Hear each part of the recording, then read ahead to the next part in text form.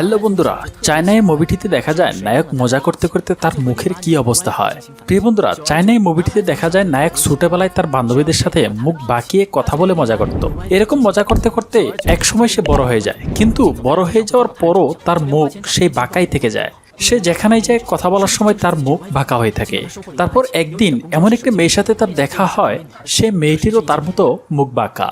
তারপর দুজনেই দুজনকে পছন্দ করে প্রেমে পড়ে যায়।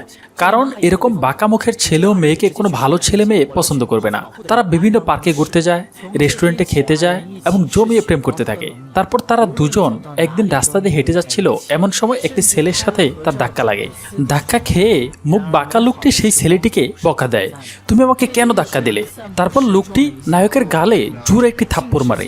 থাপ্পড় খেয়ে নায়কের বাঁকা মুখটি সোজা হয়ে যায়। তারপর নায়ক মেয়েটির দিকে তাকালেই মেয়েটি দেখে যে তার মুখ সোজা হয়ে গেছে, কিন্তু ছেলেটি মেয়েটিকে খুশি রাখার জন্য তার মুখটি আবার ইচ্ছে করে বাঁকিয়ে ফেলে। কেননা ছেলেটি সত্যিই তাকে ভালোবেসে ফেলেছে, কিন্তু মেয়েটি তা বুঝতে চায় না। সে মনে করছে যে ছেলেটি তাকে করুণা করে ভালোবাসছে। প্রিয় বন্ধুরা, চায়নায় মুভিটি কে কে দেখেছেন কমেন্ট করে জানাতে ভুলবেন না। আর এরকম ভিডিও নিয়মিত পেতে আমাদের চ্যানেলটি সাবস্ক্রাইব করে বেল আইকনটি বাজিয়ে রাখুন, যাতে সবার আগে আমাদের ভিডিওটি আপনার কাছে পৌঁছে যায়। ধন্যবাদ।紧接着，二人也直接确立了恋爱关系。我了个去！好在保护的人。